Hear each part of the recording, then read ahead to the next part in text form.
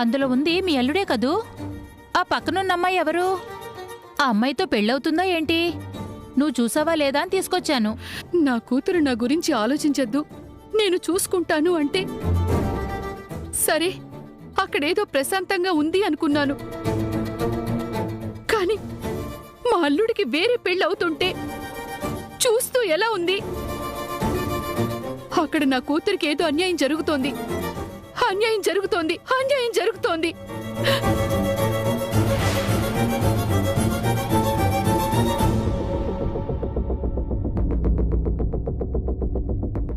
వీడేం చేస్తున్నాడో వీడికి అర్థమవుతుందా? బంగారం లాంటి శ్రీవల్లిని కాదని ఈ అమ్మాయిని పెళ్లి చేసుకోవాలనుకుంటున్నాడే. ఇప్పుడు శ్రీవల్లి పరిస్థితి ఏంటి? అన్నయ్య, అన్నయ్య! ఏమ్మా కమల, బావున్నావా? ఏం బావుంటావన్నయ్య? నా కూతురు బ్రతుకు నాశనం అయిపోతుంటే నేనెలా బావుంటాను? పీడాకులిచ్చాను కదా, శ్రీవల్లితో సంబంధం తెగిపోయింది అని అల్లుడు గారు అనుకుంటున్నారేమో. నా బిడ్డ మాత్రం అలా అనుకోవటం లేదన్నయ్య. ఇప్పటికీ అల్లుడు గారే తన భర్త ఏదో ఒక రోజు మనసు మార్చుకుని మళ్లీ తనని చేరతీస్తారనుకుంటే అల్లుడు గారు వేరే పెళ్లికి సిద్ధపడ్డారన్నయ్య. అవునమ్మా, నేను ఇదిగో ఇప్పుడే చూస్తున్నాను. దాని గురించే బాధపడుతున్నాను. మీరు నేను ఇక్కడ బాధపడుతూ కూర్చుంటే అక్కడ పెళ్లి జరిగిపోతుంది. నా బిడ్డ బ్రతుకు అన్యాయం అయిపోతుందన్నయ్య. ఏం చేయమంటావమ్మా? మన చేతిలో ఏముంది చెప్పు? ఆ రోజు వద్దమ్మా, ఆ విడాకుల మీద సంతకం పెట్టొద్దు అంటే శ్రీవల్లి విందా? ఆ రోజు మా మాట వినుంటే అసలు ఈ రోజు ఈ పరిస్థితి వచ్చేదే కాదు. నా బిడ్డ ఏం చేసినా అల్లుడు గారి మీద ప్రేమతోనే చేసింది. దాని పిచ్చి ప్రేమకి ఇప్పుడు అల్లుడు గారు శాశ్వతంగా మరొకరికి సొంతం అయిపోతూ ఉంటే నా బిడ్డ చచ్చిపోతుందన్నయ్య. నా బిడ్డ చచ్చిపోతుంది. తెలుసమ్మా, కానీ ఏం చెయ్యాలో కాలు చెయ్యి ఆడడం లేదు. ఆ దేవకి గారు తన సొంత మేనకోడలతో పెళ్లి చేయాలనుకుంటున్నారు. అలాంటప్పుడు ఈ విషయం ఆమెకి ఎలా చెప్పాలన్నది నాకు అర్థం కావట్లేదమ్మా. మీరే అలా అంటే ఎలా అన్నయ్య? వదినుంటే తనతో నా బాధను చెప్పుకునేదాన్ని. ఆ దేవుడేమో వదిన్ని అర్ధాంతరంగా తీసుకెళ్లిపోయాడు.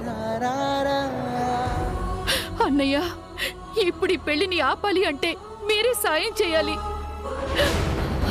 పెళ్ళేర్పాట్లన్నీ చేసుకున్న తర్వాత వాళ్ళు మన మాట వింటారా? ముందైతే అక్కడికి వెళ్దామన్నయ్య. మీరు వాళ్ళకి చెప్పగలిగింది వాళ్ళకి చెప్పండి. ఒక తల్లిగా నా బాధ నేను చెప్పుకుంటాను. పదండి అన్నయ్య, వెళ్దాం. రండన్నయ్య.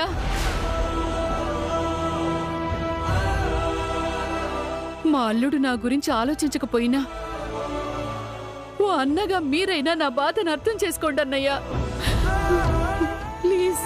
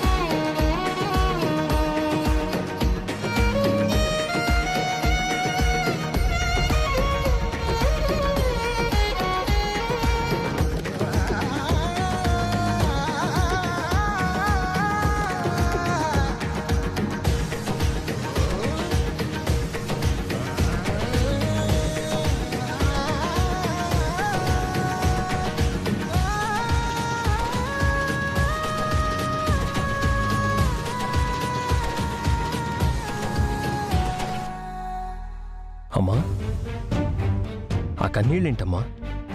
నువ్వు కోరుకున్నదే జరిగింది కదా. 24 ఏళ్ల ఎదురుచూపు నాన్న. నిన్నటి వరకు నా బిడ్డ ఎక్కడున్నాడో తెలీదు, ఎలా ఉంటాడో తెలీదు, ఎప్పుడొస్తాడో తెలీదు. నీ జ్ఞాపకాలతో బ్రతకడానికి కూడా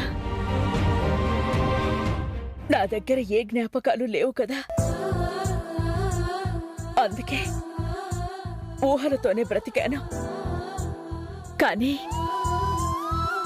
నీ పెళ్లి అనేది నా చేతుల మీదుగా చేయగలనా లేదా అని, ఆ అదృష్టమైన భగవంతుడు నాకిస్తాడా లేదా అని ఎంతో బాధపడేదాన్ని.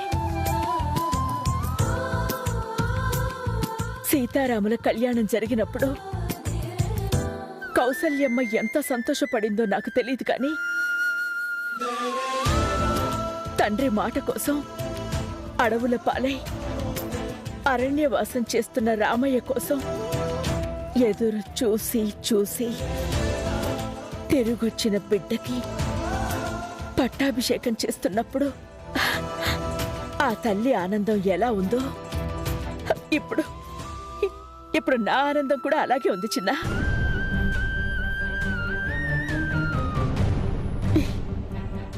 ఈ చేతుల మీదుగా నీకంటూ ఏమీ చేయలేకపోయానే అని ఎప్పుడూ బాధపడేదాన్ని.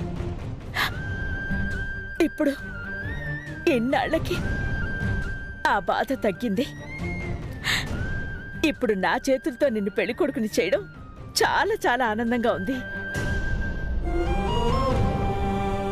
నీకు దూరమై నిన్ను ఎంత బాధ పెట్టానో నాకు వచ్చిన దగ్గర నుంచి అర్థమవుతూనే ఉందమ్మా. ఆ బాధంతా మర్చిపోయేలా చేస్తాను. నువ్వు కోరుకున్నట్టు నీకు నచ్చినట్టే ఉంటాను.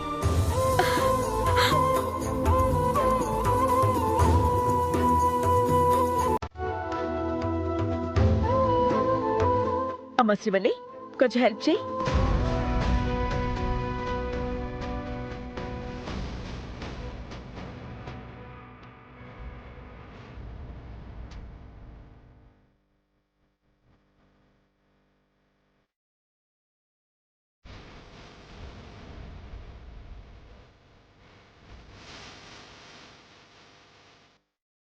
సరే చిన్న, నువ్వు ఇక్కడే ఉండు, నేను ఇప్పుడే వస్తా. రండి.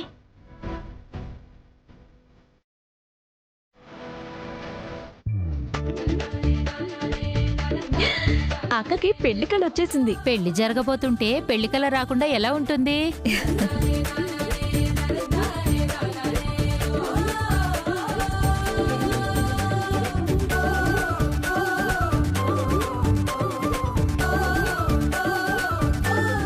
ఏమ్మా, సంతోషమేనా? మా అక్కయ్య దేవకి ఇంటి కోడలు కావాలంటే ఎంతో అదృష్టం చేసుకుని ఉండాలి.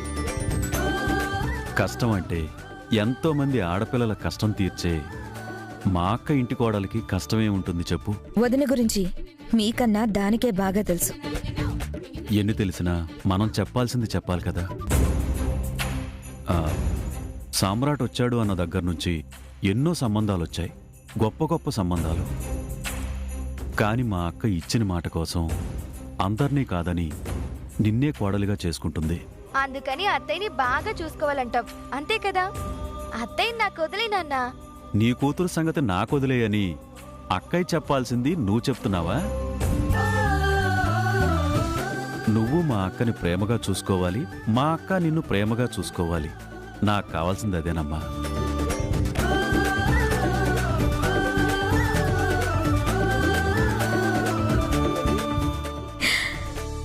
నిన్ను పెళ్లి కూతురుగా చూసేసరికి మీ నాన్న ఎంత ఆనందపడుతున్నాడో చూసావా?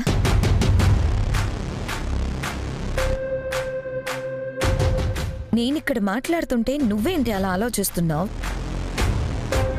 ఏంటి అలా ఉన్నావు? వదినా, మీరు వెళ్ళి మిగిలిన పనులు చూడండి, నేను ఇప్పుడే వస్తాను. సరేనమ్మా. చెప్పవే, ఏంటి అలా ఉన్నావు? అడిగేది నిన్నే. అదేనమ్మా, ఆ శ్రీ వల్లే గుర్తొస్తోంది. తన వల్ల ఈ పెళ్లి ఎక్కడ ఆగిపోతుందో అని భయం వేస్తోంది. దాన్ని చూసి నువ్వు భయపడ్డవేంటే?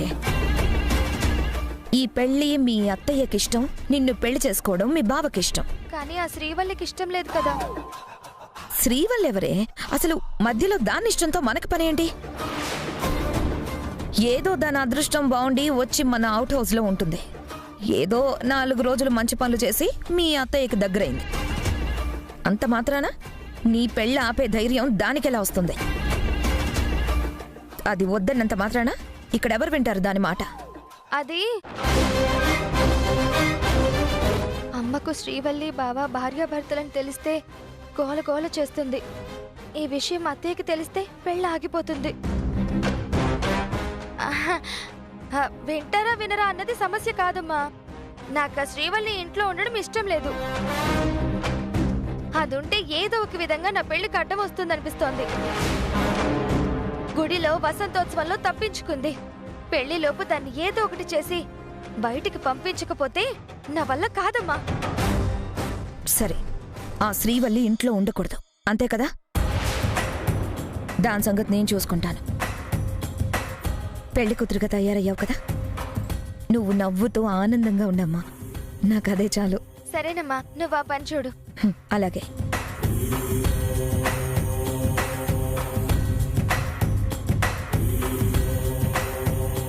తాళి చేతులకి తీసుకున్న చివరి క్షణంలోనైనా ఆయన మనసులోకెళ్ళి నేను కనిపిస్తా. నా మీద ఆయనకున్న ప్రేమ కనిపిస్తుంది. ఏంటి దాని ధైర్యం? మా పెళ్లికి అన్ని ఏర్పాట్లు జరుగుతున్నా బావ నా మెళ్ళో తాళి కట్టడు, ఈ పెళ్లి జరగదు అని ఏ ధైర్యంతో చెప్తుంది?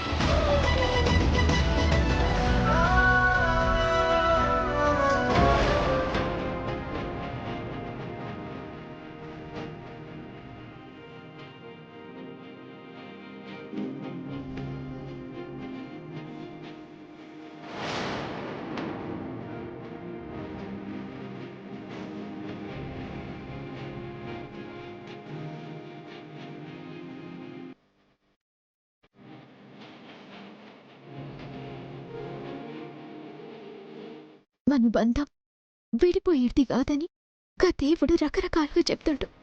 గది మీకే అర్థమైతలేదు. శ్రీవల్లి, ఇప్పుడు నీతో మాట్లాడి నీ మీద అరవాలి అన్న ఆలోచన నాకు లేదు. అసలు మాట్లాడే మూడే లేదు. ప్రశాంతంగా మా అమ్మ చెప్పిన మాట ప్రకారం ఉన్నాను. అన్నీ ఆనందంగా జరుగుతున్నాయి. సత్యని పెళ్లి చేసుకోవడం కరెక్ట్ అని నాకు అనిపించింది, అందుకే ఒప్పుకున్నాను. మన కథ అయిపోయింది. ఇంకా నువ్వు దేవుడి పేరు చెప్పి అలా వద్ది ఇలా వద్ది అని మాట్లాడొద్దు. నువ్వు ఆశపడి అనవసరంగా ఆశలు పెంచుకోకు. నువ్వు నేను కలవడం అనేది ఇక నీ కలలో మాత్రమే జరుగుతుంది.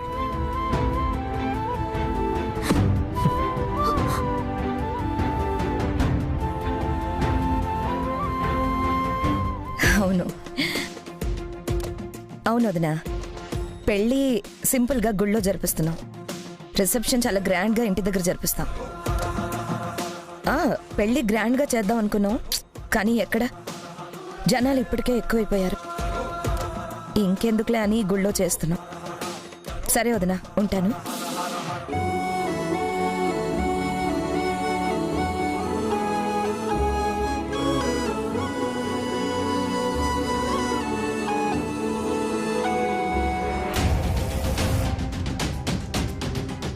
త్వరగా పోనివ్వండి అన్నయ్య. సరేనమ్మా. అన్నయ్య, అంతా మేమిదే భారం. ఆ ఇంటి వాళ్ళెవరో నాకు తెలీదు. నా కూతురు నా మాట వినదు. అందుకే నువ్వే కాస్త ఆదుకోవాలి. నేను చేయగలిగింది చేస్తానమ్మా. మీ వదిన ఉన్నంతకాలం కూడా సామ్రాట్ శ్రీవల్లి కలిసుంటే చూడాలని ఆశపడింది. ఆ ఆశ తీరకుండానే వెళ్ళిపోయింది. ఇదిగో, ఆ అమ్మాయితో పెళ్లి జరిగిందంటే ఇకంతే. వాళ్ళిద్దరూ కలిసి అవకాశం కూడా ఉండదన్నయ్యా. వాడి జీవితంలో ఒక అమ్మాయి వచ్చిందంటే ఇక మనం మాట్లాడే అవకాశం ఉండదు కదమ్మా. అందుకే ఈ పెళ్లి జరగకూడదన్నయ్యా. నా బిడ్డ బ్రతుకు అన్యాయం అయిపోకూడదు. మొన్నటి వరకు వాడు మా బిడ్డ అనే హక్కుతో అన్నీ మాట్లాడాం. కానీ ఇప్పుడు వాడు సొంత వాళ్ళ దగ్గరికి చేరిపోయాడు. చెప్పుకోవడానికి మేము అమ్మా నాన్న అయినా నిజానికి మేము ఎప్పుడూ పరాయి వాళ్ళమే కదమ్మా. ఆ మాట అనకండి అన్నయ్య. ఎంత సొంత వాళ్ళ దగ్గరికి చేరినా మిమ్మల్ని పరాయి వాళ్ళు అనేంత నా అల్లుడు కాదు. ఏదో వల్లి రాత బాగోలేక అల్లుడు గారికి తన మీద కోపం ఏర్పడింది. కానీ మిగిలిన అందరి విషయంలోనూ అల్లుడు బంగారమేగా. ఆ నమ్మకంతోనే వస్తున్నానమ్మా. కాని వాడు శ్రీవల్లి విషయం వచ్చేసరికి అసలు ఎవరి మాట వినడం లేదు. అలా మీరు మాట్లాడకుండా ఉండద్దన్నయ్య. మీరు గట్టిగా మాట్లాడితేనే అల్లుడు గారు మనసు మార్చుకుంటారు. శ్రీవల్లి మంచితనం నాకు తెలుసు కదమ్మా.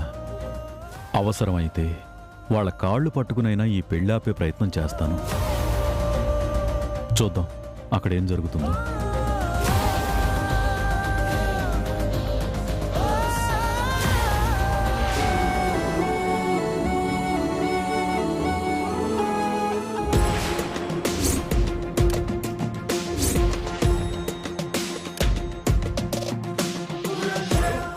ఏంటి ఈ ఇంట్లో నువ్వు తప్ప ఎవ్వరూ లేనట్టు అన్ని చోట్ల నువ్వే కనిపిస్తుంటావు?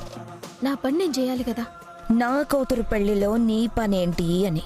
మీ ప్రాబ్లం ఏందన్నది నాకు సమజైతలేదు. మీ అమ్మ కూతుళ్ళు ప్రతిదానికి నా మీద పడతారేంది? ఎంత మోటన్నవే, మేము నీ మీద పడుతున్నావా? నువ్వెంత, నీ బ్రతుకెంత? గతి లేక మా పంచన చేర, అది మర్చిపోయావా? మీ పంచన ఎట్లయితది? మీ ఇల్లా ఇది? దేవకి మేడం ఇల్లు. ఏంటి, మా వదినిల్లు మాది కాదా? ఆహా, గట్లన్నప్పుడు మా మేడం ఇల్లు మా ఇల్లు కాదా? మాటకి మాట ఎదురు చెప్తావా? పోవే బయటికి. నువ్వు నా కూతురు పెళ్లిలో కనిపించడానికి వీల్లేదు. నువ్వు చెప్తే నేనెందుకు పోతా? దేవకి మేడం పనిచ్చింది, తీసుకొచ్చింది.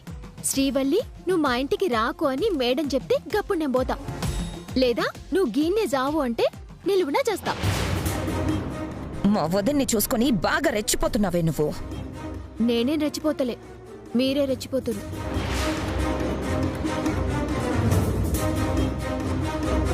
మీరేం చేస్తుండ్రో ఏందనేది నాకు తెలియదే అనుకుంటున్రా? గా పొద్దు గుళ్ళే నా ప్రాణాలు తీయాలని చూసిండ్రు కదా.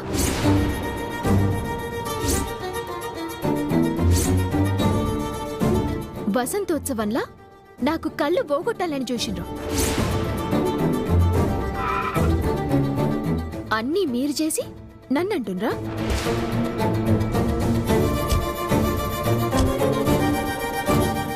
అంటే ఏంటి నువ్వు మా ఇంటి తిండి తింటూ మా మీద నిందలు వేస్తావా?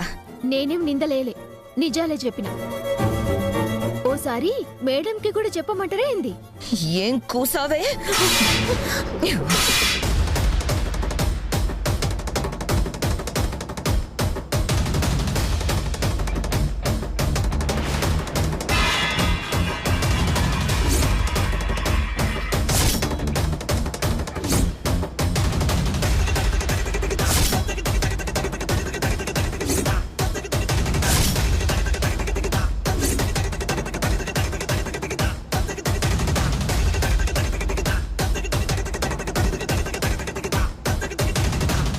ఎవరమ్మా నువ్వు? నా బిడ్డతో అలా ప్రవర్తిస్తున్నావేంటి?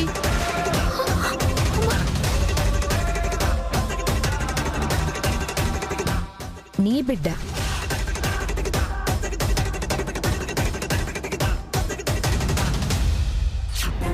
నన్ను కాదని నువ్వు లోపలికి పోయి నేనే నీ కూతుర్నని, ఆయన భార్యని నేనేనని లోపల లొల్లి చేసినవంటే ఎన్ని దినాలు సచ్చిందో బతికిందో తెలియని నీ కూతురు నిజంగానే చేస్తుంది.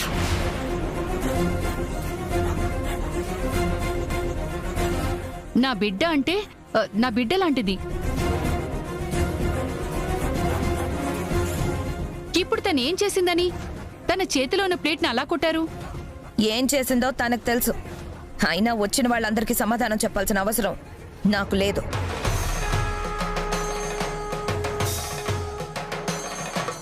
అమ్మా, ఇప్పుడు నువ్వెందుకు వచ్చినావు? మావి గారు మీరు వచ్చినది. రాకుండా ఎలా ఉంటామే?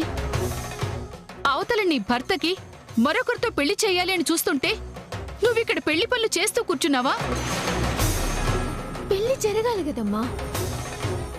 జరగకుండా ఎలా ఉంటుందమ్మా? ముహూర్తాలు పెట్టుకుని పేపర్లో కూడా వేయించిన తర్వాత ఇంకా పెళ్లి జరగదని నువ్వెలా అనుకుంటున్నావమ్మా?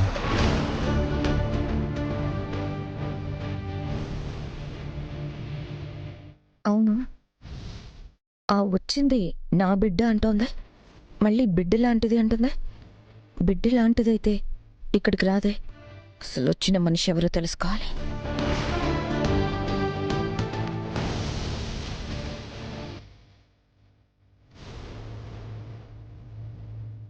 నీకు అర్థం కావటం లేదు వల్లి.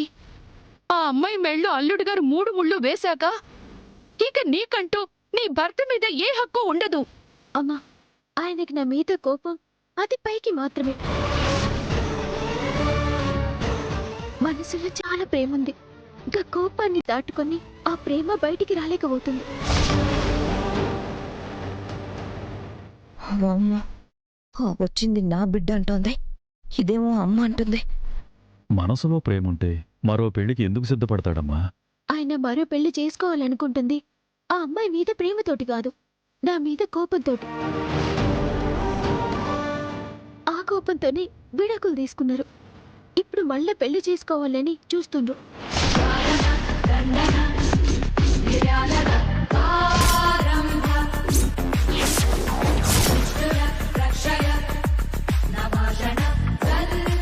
ఆ రోజు నా మెళ్ళో తాళి విప్పుతానని అందరి ముంగట అన్న ఆయన్నే ఏం మాట్లాడకుండా ఎవరికి చెప్పకుండానే చప్పుడు చేయలేదు.